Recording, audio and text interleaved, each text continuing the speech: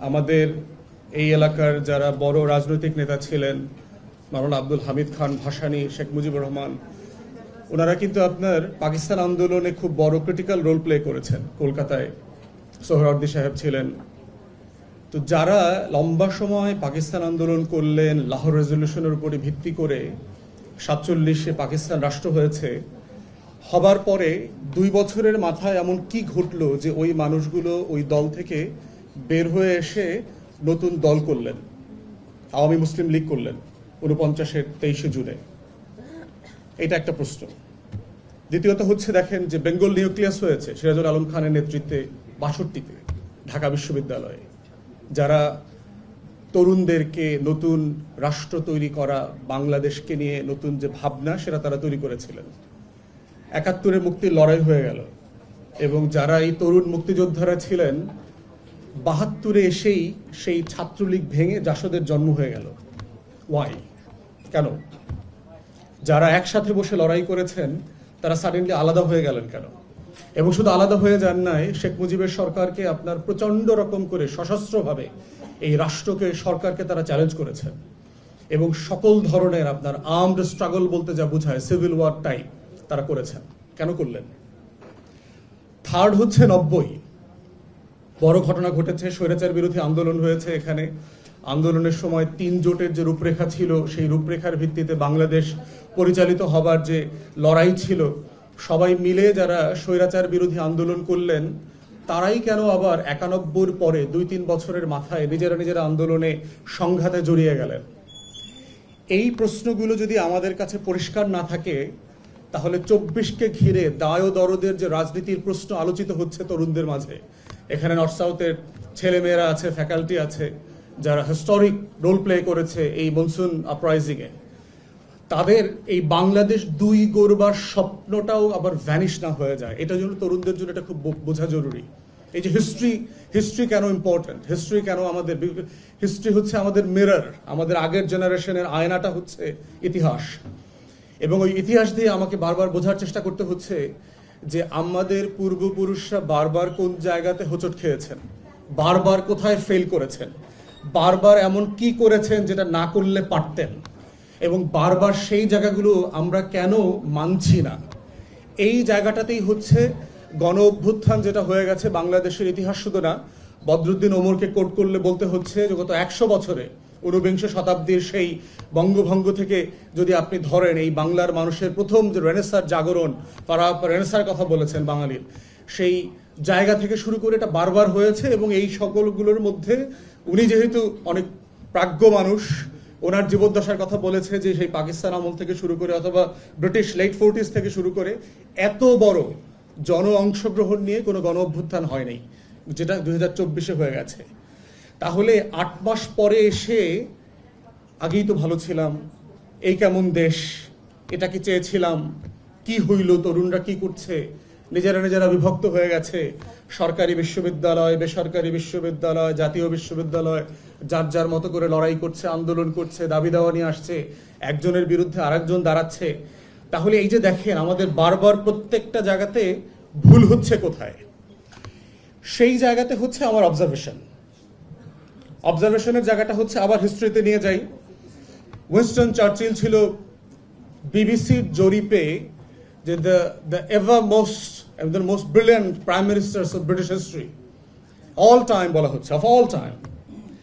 তো সেই Churchill second world ওয়ারে led the nation to victory, allied force কে ইউনিফাই করা, even despite the cold war, Soviet Union and the western bloc সবাইকে নিয়ে যুদ্ধে নিয়ে আসছে একসাথে, একটা লোকাল ফ্যাসিস্ট এবং নাৎসি বিরোধী যে অ্যালাইড ফোর্স করেছে।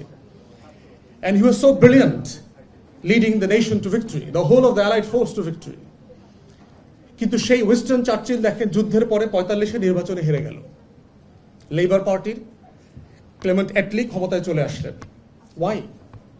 Is it the British people is so ungrateful?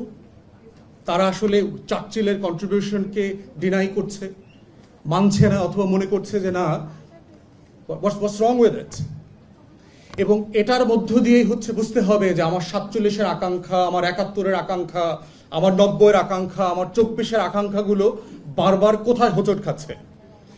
যুদ্ধের সময়কার আকাঙ্ক্ষা এবং নেতৃত্বের ধরন যুদ্ধের পরবর্তী আকাঙ্ক্ষা এবং নেতৃত্বের ধরনের মধ্যে তফাৎ থাকতে হবে। এই জন্য দেখবেন যে ব্রিটিশ ইকোনমিতে যখন মানে ইকোনমি নিয়ে কথা বলে যে জিডিপির গ্রোথ, ইনফ্লেশন, এইটা সেটা, ডেভেলপমেন্ট, এগুলোর কিন্তু ওয়ার টাইম গ্রোথ আছে, পিস টাইম গ্রোথ আছে। GDP during the war time আর ডিউরিং দ্য পিস টাইম, দেখবে তারা এটা বলে। কেন বলে? কারণ যুদ্ধের সময়কার একটা নিজস্ব ইকোনমি আছে। যুদ্ধের সময় দেখেন যে London has been bombed out, ইন্ডাস্ট্রিগুলো ধ্বংস হয়ে গেছে, but at the same time military sanders led economy কিন্তু ডেভেলপ করে ওই সময়। আপনি দেখবেন যে despite all the inflation of the last 20-25 years, 2007-8 Lehman ব্রাদার্সের কলাপসের পরেই আপনি মিলিটারি ইন্ডাস্ট্রিয়াল কমপ্লেক্স দেখেন আমেরিকাতে had a huge flow of GDP of দাও, কারণ সে আফগানিস্তানে যুদ্ধ করছে, ইরাকে যুদ্ধ করছে। আপনার পেন্টাগন প্ল্যান করে 9/11-এর আগে 8-10টা মুসলিম কান্ট্রি বোমবার্ড করে একদম বুলডোজ করে দেবে প্ল্যান করেছে। সো দেখেন এই যে ওয়ার টাইম এবং পিস টাইমের ইকোনমির যে growth, and it covers with the leadership as well. এইখানে হচ্ছে চার্চিলের failure. He was a brilliant leader leading the nation through the war into victory, yet failed to deliver how to rebuild the country afterwards. That was his failure. সে কোনো visionary plan দিতে পারে নাই, জাতিকে কোনো আকাঙ্ক্ষা, কোনো গল্প বলতে পারে নাই, স্বপ্ন বলতে পারে নাই, যেই স্বপ্ন দিয়ে যুদ্ধের পরে এই দেশটাকে গড়া যাবে, তৈরি করা যাবে। কারণ যুদ্ধ কি করেছে? সবাইকে গরিব করে দিয়েছে। একটা যুদ্ধ কি করে? একটা সচ্ছল মানুষকে তার আর্টিজান, তার ক্রাফট, তার বিজনেস, তার স্কিল সবগুলোকে সে খেয়ে ফেলে। এখানে জিল্লুর ভাই ছিলেন ইকোনমিক্সের যে প্রফেসর, ওনারা এটা আরো ভালো এক্সপ্লেইন করতে পারবেন। তো আমারটা দোকানটা ধ্বংস হয়ে গেছে, এই ধ্বংসটা যেন না হয় এইটার কাজ চার্চিল করেছে। তাতে কি? কালকে আমি খাবো কি? তাহলে দেখেন 24-এর গণ অভ্যুত্থান দেখবেন যে তরুণদের এবং যুবকদের এবং মুরব্বীদের জেনারেশনের গ্যাপের চিন্তা, ভাষা, শব্দ, আকাঙ্ক্ষা কিভাবে বদলে দিয়েছে। আপনাদের চোখে হয়তো কদিন আগে একটা পলিটিক্যাল জরিপ করেছে কিনা, চোখে দেখবেন যে ব্রেইন ইনোভেশন মিলে একটা জরিপ করেছে যে কালকে ভোট হলে কাকে ভোট দেবেন আপনারা।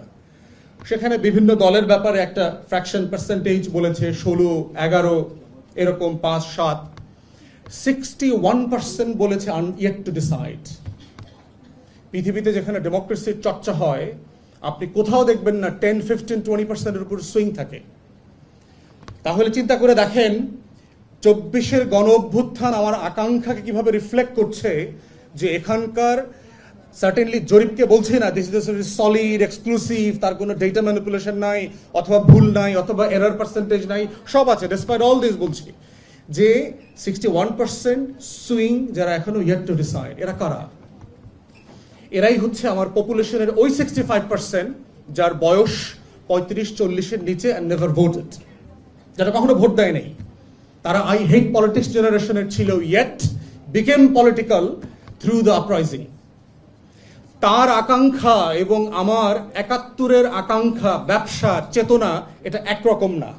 এর মানে এটা না সে 71-কে অস্বীকার করছে, এর মানে এটা না সে 40-এর দশকে পাকিস্তান আন্দোলন, 47-এর রাষ্ট্র গঠন প্রক্রিয়াকে অস্বীকার করছে, এর মানে এটা না গত শতাব্দীতে আমার যে পূর্বপুরুষের যে আন্দোলন, লড়াই ছিল, ঢাকা বিশ্ববিদ্যালয়ের প্রতিষ্ঠা, নবাব সলিমুল্লাহর অবদানকে অস্বীকার করছে। এটার মানে হচ্ছে এইটা যে সে একটা নতুন আকাঙ্ক্ষার জায়গা থেকে বাংলাদেশকে দেখতে চাচ্ছে, যে আকাঙ্ক্ষাটার ভাষা সে পলিটিক্যাল লিডারশিপের কাছ থেকে শুনতে পাচ্ছে না স্যাডলি। এবং এটাই হচ্ছে জেনারেশনাল গ্যাপ তৈরি করছে ভাষায়, আকাঙ্ক্ষায়, লিডারশিপের স্বপ্নে। তো সেই জায়গাতেই আমরা দেখতে পাচ্ছি যে তরুণদের যে বাংলাদেশ দুই গড়বার আকাঙ্ক্ষা, দায় ও দরদের রাজনীতির কথা বলছে। এই জন্য দেখেন what a difference of languages.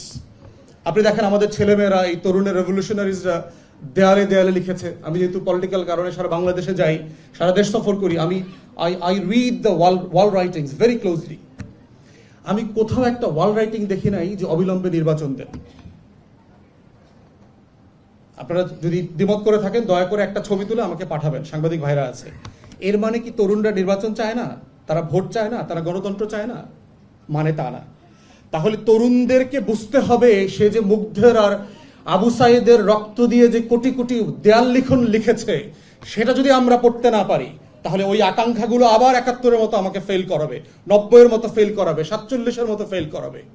তাহলে ওই আকাঙ্ক্ষাটাই হচ্ছে বাংলাদেশ 2-এর আকাঙ্ক্ষা। সেই আকাঙ্ক্ষাটা কি?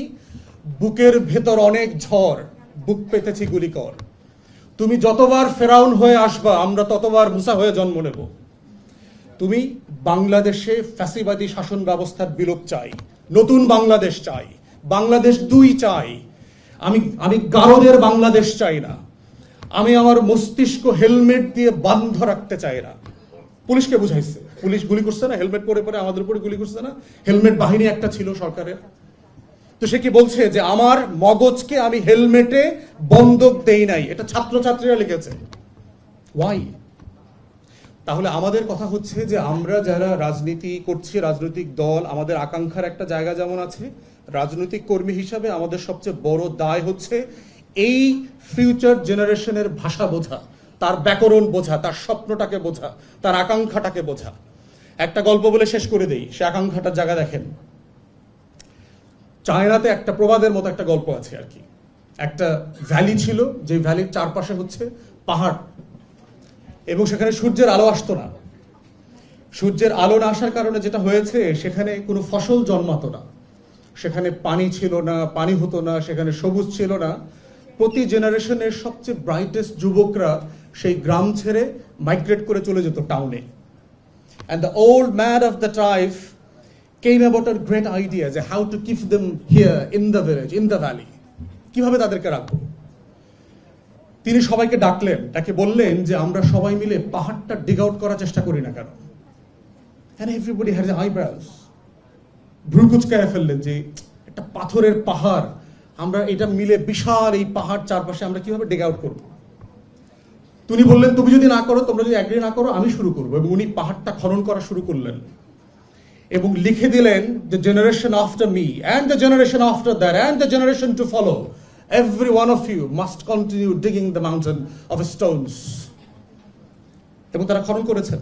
খনন করতে করতে 3, 4, 5, 6, 7 জেনারেশনের পরে সত্যি ওই পাথরের পাহাড়টাকে খনন করে ফ্ল্যাট আউট করে ফেলছেন। And then the sun started to came into shine in the valley to make it evergreen. স্বপ্নটা হচ্ছে এইরকম।